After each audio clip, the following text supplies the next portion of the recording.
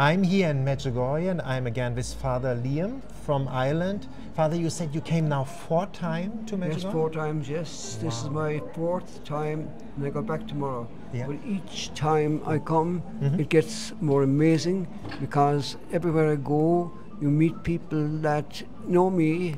A lot of it is due to your, I suppose, interviews that you do with people, and they come up to me and we have a chat with various people, and I think that's very, very important to spread the message. And I came here just a week or a day after being in Slovakia. There was a friend of mine that ministered in Ireland, and he worked in a supermarket, but he became a deacon, and he had 5 children, and I baptised the youngest child. So his 2 sons were here in Medjugorje for the Youth Fest, and I didn't meet them because of the numbers, and they weren't allowed to use their phones. And I said, look, instead, I have a week before I go to Medjugorje again, I'm going to go out and visit you in Slovakia. And it was the most amazing experience that I had in a long, long time. So that's, you know, maybe I concentrate a little bit on that because it's a faith journey for those people. They went back to Slovakia, I suppose, 5 years ago after spending 11 years in Ireland. And the difference that they saw in life in Slovakia compared to Ireland was amazing. And first night I was there, we went to his local church, and there were 5 altar servers. There were, I suppose, 40 people, and, you know, totally different atmosphere. He took me to the beatification of this Jan Havlik. I didn't even know it was on. There's 15,000 people there in Bratislava. Well, I don't know exactly what it was. Bratislava, it was near enough to Bratislava, and there was about 1,500, about 500 priests, and huge, I suppose, in a way, celebration. And then the last night I was there, he said, would I go with him to a number of houses that he was going to visit, which I did, and they're all built in the same kind of, in a family plot, you know, in a line. And we went in, we said a prayer, we said a decade of the rosary, we sang, and at the end, if you were, I suppose, partaking of the drink, you'd have been well oiled before the finish, because we went to 3 different houses, and in those 3 houses there were 12 children, you know, one after the other, and it's like, I suppose, falling on from one house to the other, and that actually was amazing. And then when we finished that, he said, we must call to the people next door. And that was 9 o'clock that time, and all that was left was the man of the house, and he'd prepared a beautiful barbecue, and we met his wife and the eldest daughter, who was 18, but the rest of them had gone to bed. So we missed out on that particular because we were an hour late, but I think that was the secret. I said to Peter, why is this happening? He said, if we go out and meet them and their families, they will come to meet us. I think it was a very, very good statement. And also, the time I was there, I didn't see a phone hardly with any of the kids. You know, first day his wife took me for a walk in the park with 2 of his daughters, and there were a group of kids sitting down on, I suppose, a little mat or a carpet or whatever. I thought they'd be on their phones. No, they were playing cards, you know, and they were it really, really, I suppose, you want to, I suppose, watch that night when we finished, we sat down at 10, and it was almost 11, and mind, he had to get up for teaching in school the following day, and we spoke for almost a full hour on his experiences in Ireland and his experience in Slovakia, and they were miles and miles apart. And I'm, you know, on my YouTube channel. Say the name of your YouTube channel. Oh, Father Liam Kelleher, and again, you helped me to put it up because it was so long, and I think I suppose it's one of the best interviews. You've done a lot of good interviews, but when you make a claim that it's one of the best interviews you've done in your life, well then that's a fairly good claim. I did another very good one yesterday in Moster with Father Sweat, who was the priest here in Medjugorje at the time of the apparitions, and we went there and did Mass in the renovated church, or I think it was not probably destroyed during the war, and the Franciscan church, and it's absolutely beautiful. So, like small things like that. And of course, being here for the Youth Fest, that was absolutely amazing as well. Can you describe a bit the Youth Fest? How is the atmosphere for you as a priest being there? Well, it was wonderful because I had planned to go to my 10th Olympics in Paris, and I had mistook the dates when I booked to come with my cousin Sheila to Medjugorje, and it was the Youth Fest. I said, I'm not missing the Youth Fest. And it was the best kind of decision I made because it was absolutely wonderful. Every night there were the prayers, the 4 hours of devotion at least, and you had the rosary and mass went on fairly long, and the parade before the opening and all that, and then afterwards I went up on the stage when mass was over and I started filming all the happenings. I think I did about 70 short videos because you advised me, to shorter videos, and I put only 10 of them up on YouTube because they captured the spirit of what was happening.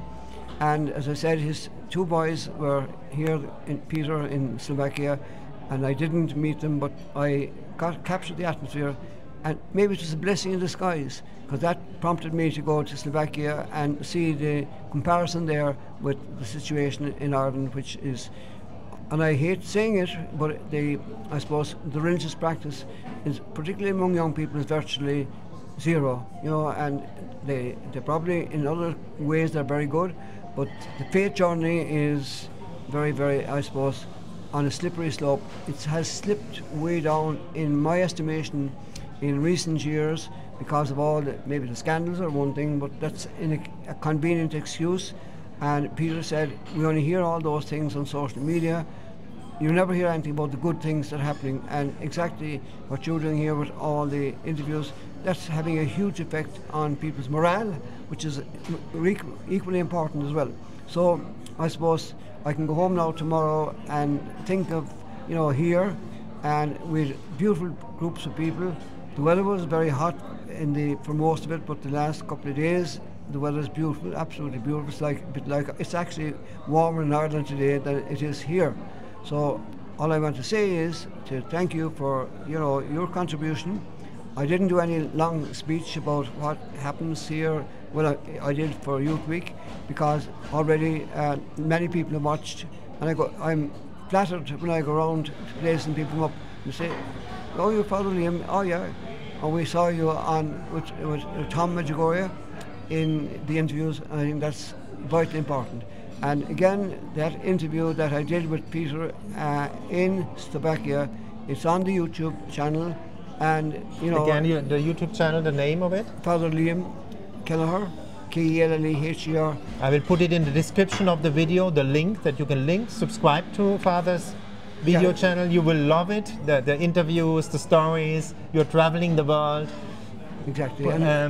Like sharing the good news. Exactly. And I do an awful lot of traveling.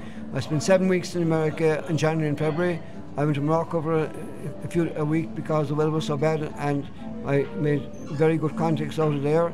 I went to Rome for the European Running Championships. That made up for missing maybe... Can you explain a bit why you are so linked to the Olympic Games? Because I'd been to 9 Olympic Games in the past, and I was part of the staff I did a magazine for track and field in Ireland for 20 years, and I coached a few athletes as well that made the Olympics. But that was, then coming here 4 times this year, and then going home tomorrow, and next Tuesday I'm going to San Francisco to officiate at a wedding in Carmel, and then going across to Hawaii in Lahaina, where all their homes are burned, and where I've gone every year apart from COVID for the past 25 years. And I wasn't going to go this year because of the, most of the people they all lost their houses. But one lady said, "Look, I've rented a house. You can stay with me for 4 weeks." So I took the opportunity to go, and it was, I suppose, sad in a way because a lot of the people I knew were scattered and all their homes were gone. The only part of the Lahaina itself that wasn't destroyed was the church, and that was a solid building. And look at these signs that only place not destroyed the church, and the Catholic Church. The front street in Lahaina was one of the most beautiful streets in the world, in all of America, and there are lovely galleries there. Anthony Hopkins, there was, some people would have known the singer Fleetwood Mac. He had a restaurant there. he had all his golden records that he got for, I suppose, selling a million discs, and all that was gone.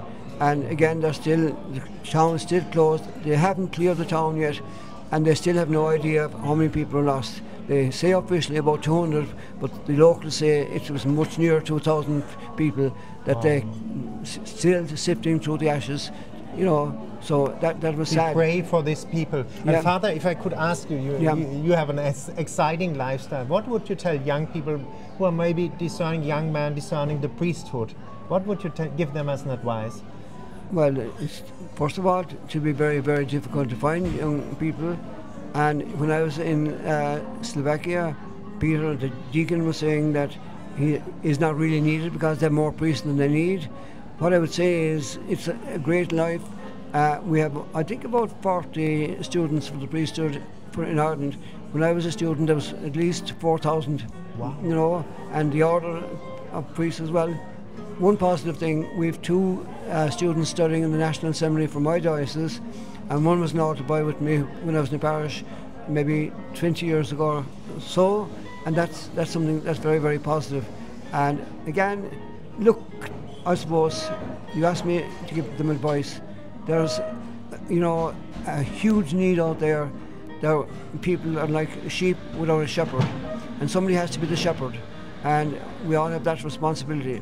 And the one major point I made in all my talks here out in Shermancy and Divine Mercy, and any opportunity I got to talk to people, I said, look, we are not silent people. We go out and we spread the message of faith to people. And I think it's hugely important that we do that, because if we do that, well then we're doing something positive.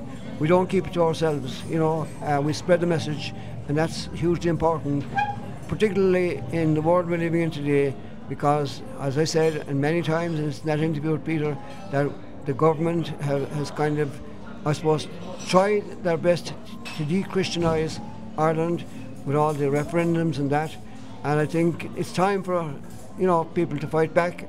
And to stand up for the faith. Exactly, stand up for the faith. Christ did not die in private, he died in public on the cross. Absolutely. And we should be also defending our faith in public. And there's nothing wrong, we're living in a democracy, everybody has the right to speak out. Exactly, and a lot of people be criticising me for being so much time on social media. And, you know, it's the only one of the main ways I have of communicating with people. And one last example, when I was here a few months ago, one of the best singers I've come across in the parish. He sang at all the weddings and funerals. He died suddenly in bed. And at Christmas, I had posted a video I did of him singing with the choir in our lovely cathedral in St. Coleman's in Cove, St. Coleman's Cathedral. And I posted it on Facebook and other social media. 25,000 people watched it, which is amazing. The day he died, I said, look, I put it on again on social media, and that particular day, 15,000. And I said to people, you know, and that 15,000 people praying for that man's soul and his talent, and that's the reason I don't go into social media to interact with people that are negative or, you know, I suppose dangerous. And there are a lot of people there that use that. They don't even put in their own names. They use a pseudonym or whatever. And a lot of people have gone off Facebook actually.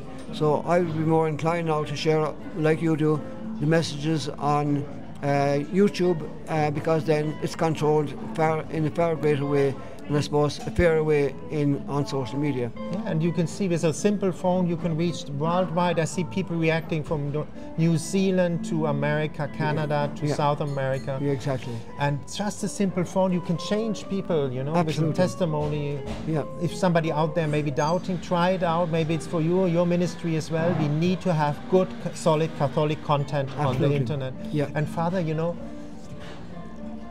I talk lately a lot about the Eucharist. It seems a lot of people don't understand what is the Eucharist. Can you explain what is the Eucharist for you as a priest? Well, a lot of people just receive the Eucharist, and you know, they don't really believe that's our Lord's body and blood, that the bread and wine is changed to our Lord's body and blood.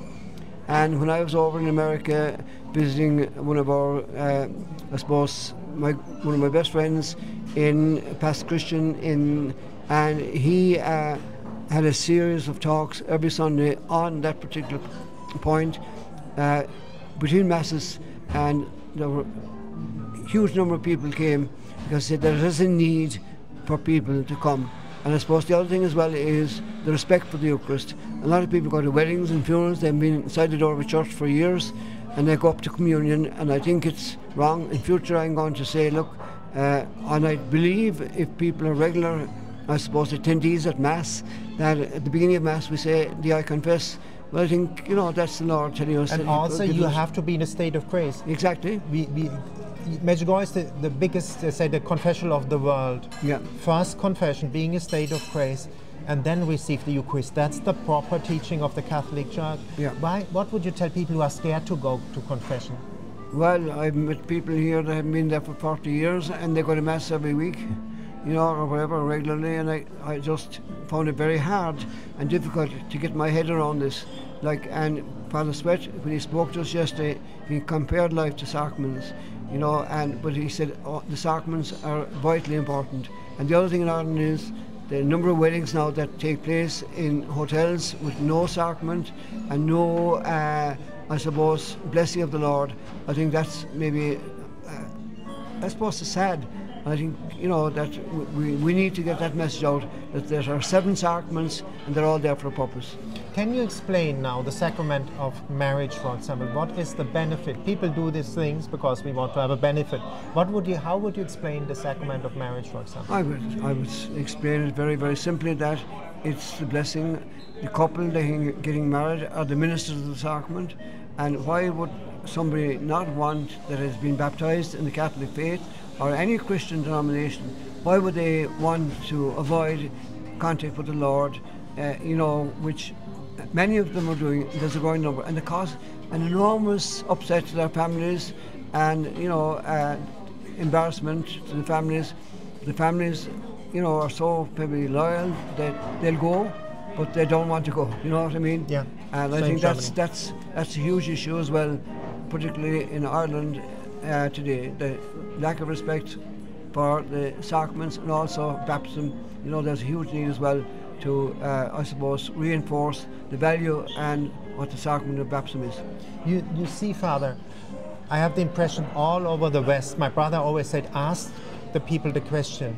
It seems that people got the indoctrination that God the Father is an angry old man with a white beard, judging and happy to put us to hell when we make a mistake. And people are ticked off by that image of God. But it's not true. It's a diabolic image, as Deacon from Austria said. How is truly God the Father? Explain. Exactly. And if they came here for one day, they would have a totally different concept of the love of the Father and His Blessed Mother. Lives are, I suppose, transformed here. But nearly always the people that come here are people of faith, and most of the confessions I hear are mothers praying for their kids who abandoned faith or gone astray, and they're here to pray for them. And I would never kind of criticise people. You just give them, I suppose, good advice, and it's up to them to take that advice. And it's no point in parents saying to children, "Oh, you must do this, you must do that." Just example is the thing. And I suppose the main reason why our young population are so lax in faith is that the parents aren't living up to their responsibility. They bring them, as I said in the interview with Peter, they bring them to football matches, they bring them to soccer, they bring them to dancing, they bring them to rugby, but they won't bring them to Mass. And and there are people that try their best. I met a couple, I suppose, 3 or 4 people, but one of the ladies, her husband was a great rugby player, Anthony Foley, and he died in France when he was with the Munster team, and she has her family and they come here regularly, and she said that it has done an enormous amount for them, and they try to get that message across to people, that and influence the people in their circle of life and their circle of friends, and that makes a huge difference as well. So it's important that parents must accept that responsibility. And again, in the interview I did, we spoke together like this, you and me, with Peter in Slovakia. That was the major point that I made, and he was totally in agreement with that. So we must reach out to people and give them the opportunity. And then if you fail, if you only get a certain amount, every single different person or one person that should change their attitude towards faith practice, well then that is a person gained, not a person lost. Yeah, and I think the faith is about joy and peace. Absolutely. People look for that. That's exactly what Father Sweat told us yesterday. He said, look, be happy, you know, don't be looking for the impossible, just be happy with what you have. Tell somebody that their hair is lovely even though it isn't, and you know, that'll make them happy. Always be positive. Yeah. And you know, I was actually, that's next interview that actually we've just about posted it on YouTube. Now it's be ready this evening. So I think that's a very positive note to end on, because, as I said, we're having our last dinner today, and we have a lovely tradition that, say we have a group of 50, so we put 50 names into a hat and draw one person's name. You pray for that person and give them a present, and you can't spend more than €5. And today is the day, and kind of, because tonight we have all the devotions, then we have the, I suppose, the divine, or the mysteries of light after the main devotions here.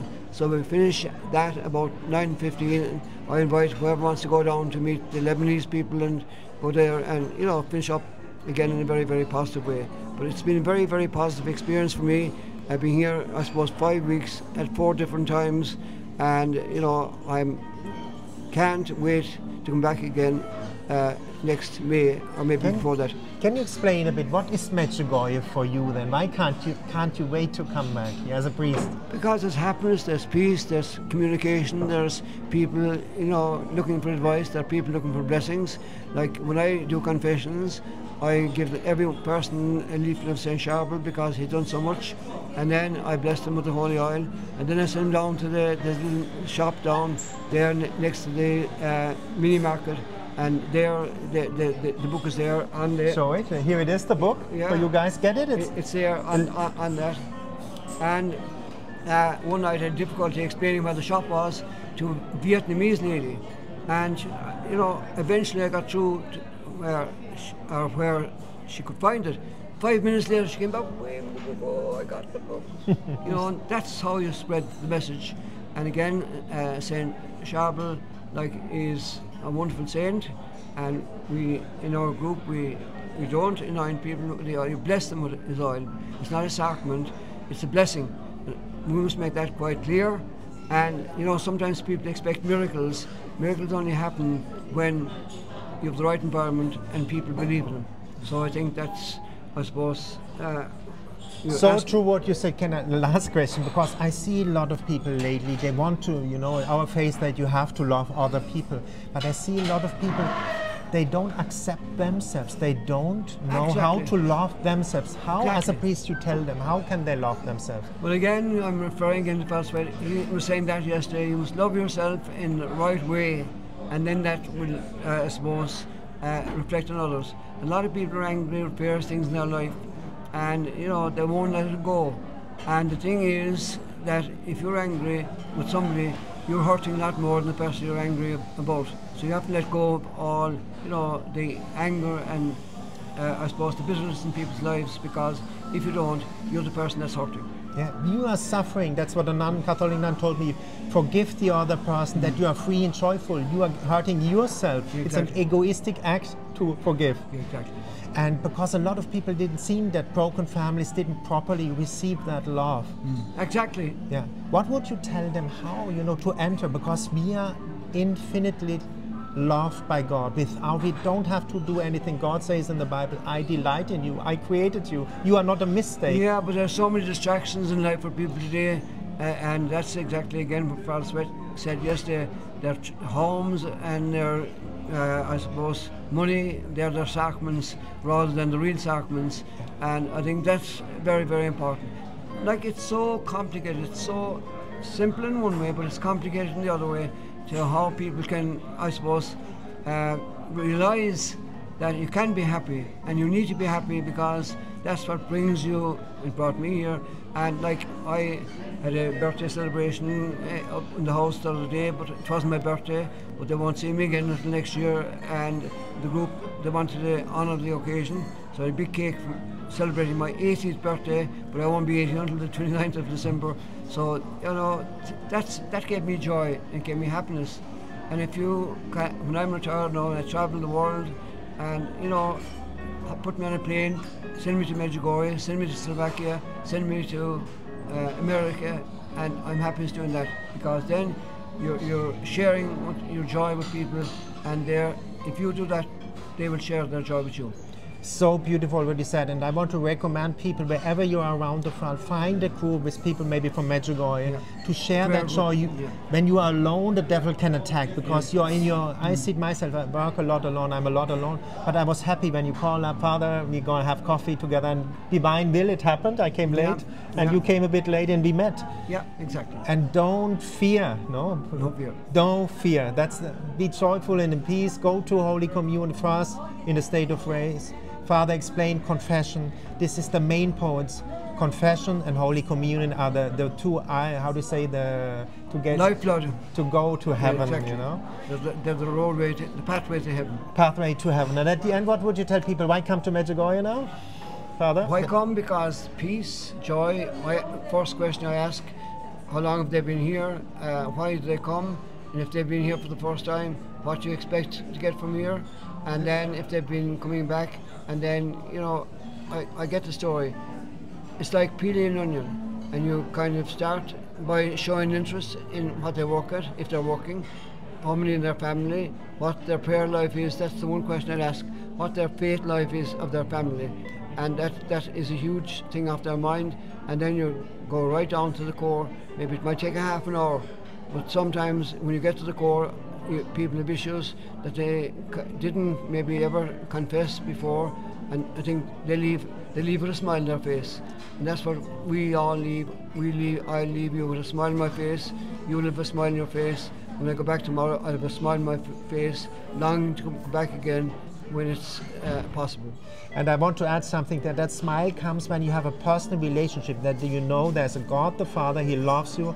Christ, He wants to have a personal relationship with you. If you have challenges, if you have temptations, just cry out. Talk to Him like a friend to God the Father. If you didn't experience Him, say, God, I want to know. Tom talks about, Father talks about joy and peace. I want that joy. Show me that you love me. That's how I started a big step in my faith to God the Father. Show that you love me. I want to see it. And He will show. She will show it. And keep the good work going. And I suppose people watching, I think, give a blessing. Yes, fantastic. So we ask the Lord to bless all those people that watch this podcast. Bless Tom and his work, and bless all the people that will, watch this and share it, because that's what we do. That's our responsibility. We don't keep it to ourselves. We share the message of Christ. So may Almighty God bless you all, the Father, the Son, and the Holy Spirit. Amen. Until we meet again. Goodbye. Bye.